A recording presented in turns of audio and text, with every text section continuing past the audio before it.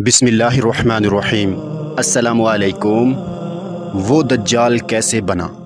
मोहम्मद कासिम कहते हैं, जब मैं 13 साल का था और पहली बार अल्लाह और अल्लाह के रसूल को ख्वाब में देखा, उसी वक़्त से ही मैं एक और शख्स को ख्वाब में देख रहा हूँ। मेरे पहले ख्वाबों में अल्लाह उसे अब्दुल रहमान के नाम से पुकारता था। वो बहुत अच्छा मज़हबी और परहेज़गार इंसान था। अल्लाह मुझे अब्दुल रहमान की मिसालें देता था कि कासिम, तुम भी खुद को उसके जैसा नेक और सच्चा मुसलमान बनाओ। लेकिन 2015 में पहली बार अल्लाह ने उसको दज्जाल कहकर पुकारा। ये सब कैसे हुआ? वो नेक और परहेज़गार मुसलमान से दज्जाल कैसे बना? आए जानते हैं।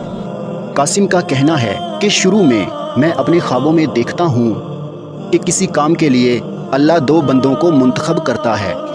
मुझे चुनते हैं रसूलुल्लाह सल्लल्लाहु अलैहि वसल्लम, और उसे यानी अब्दुल रहमान को कौन सेलेक्ट करता है ये मुझे आज तक नहीं पता चला।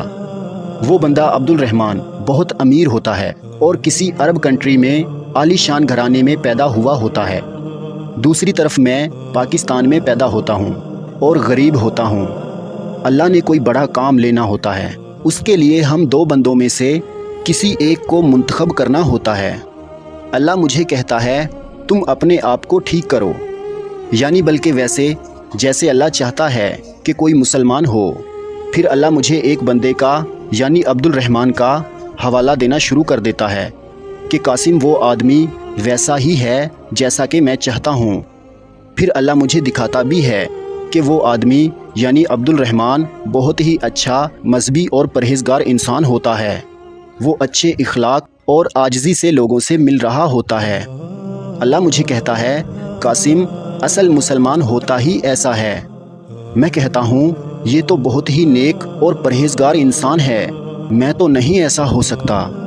हमारे दरमियान 3 टेस्ट होने होते हैं। जो ज़्यादा नंबर लेगा वही उस काम के लिए मुंतखब होगा जो अल्लाह ने लेना होता है, और जो हम में से जीतेगा अल्लाह उसको उसकी मर्ज़ी की 5 ताकतें या 5 पावर्स देगा। वो इसलिए कि जो काम उसे करना होगा उसे करने के लिए वो ताकतें उसकी मदद करेंगी। हमारे दरमियान मुकाबला होता है। पहला टेस्ट मैं जीत जाता हूँ, मुझे 5 नंबर मिलते हैं और उसे 4 नंबर मिलते हैं। लेकिन दूसरे टेस्ट में मैं शामिल ही नहीं हो पाता और गैर हाज़िर रहता हूँ। मेरी गैर हाज़िरी की वजह से तीसरे टेस्ट तक हम पहुँचते भी नहीं और वो जीत जाता है और उस काम के लिए मुंतखब हो जाता है जो अल्लाह ने लेना था। यहाँ पर एक इंसान जो ये सब देख रहा होता है वो मुझसे कहता है, कासिम, तुम नाकाम हो गए हो, तुम्हें अल्लाह ने रद्द कर दिया है, अब तुम दुनिया और आखिरत की ज़िंदगी कैसे गुजारोगे? मैं उसे कहता हूँ, अल्लाह की रहमत से मायूस ना होना। अल्लाह की रहमत से तो सिर्फ़ काफिर लोग ही मायूस हुआ करते हैं। फिर मैं आगे जाता हूँ और मैं एक बहुत खूबसूरत जगह पर पहुँचता हूँ। मैं देखता हूँ कि वो बंदा अब्दुल रहमान और उसका एक साथी वहाँ पर बैठे हुए होते हैं, क्योंकि वो जीत चुका होता है और उस काम के लिए मुंतखब हो चुका होता है जो अल्लाह ने लेना था।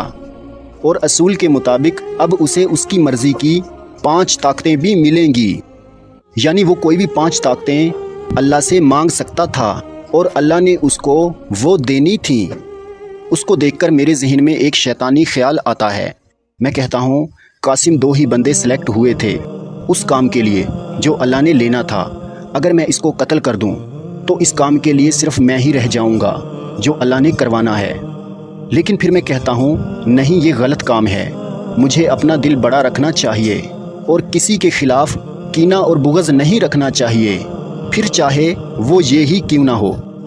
मैं उसके करीब जाता हूँ और उसको मुबारकबाद देता हूँ। मैं उसका नाम लेकर कहता हूँ, अब्दुल रहमान, मुबारक हो तुम्हें, अल्लाह ने अपनी रहमत से कामयाब किया और उस काम के लिए चुना। फिर यहाँ पर मैं उसे अपनी वो बेबसी बता देता हूँ जिसकी वजह से मैं दूसरे टेस्ट में शामिल नहीं हो सका था।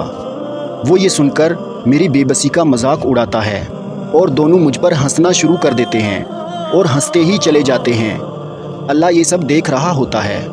अल्लाह को उसकी इस हरकत पर बहुत ज़्यादा गुस्सा आता है। अल्लाह अपने अर्श से बहुत तेज़ी से हमारी तरफ आता है। अल्लाह कहता है, कासिम, तुम भी मुसलमान हो, اور یہ بھی مسلمان ہے۔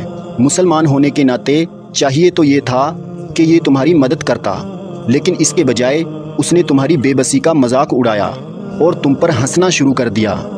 قاسم اب میں تمہیں دکھاؤں گا کسی کا مذاق اڑانے والوں کا میں کیا حشر کیا کرتا ہوں۔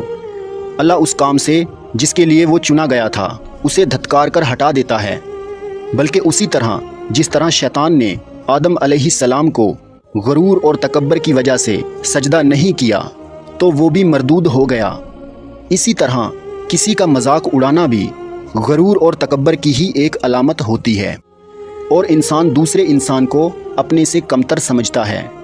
شیطان نے بھی آدم علیہ السلام کو کمتر سمجھا تھا، اس لیے ان کو سجدہ نہیں کیا۔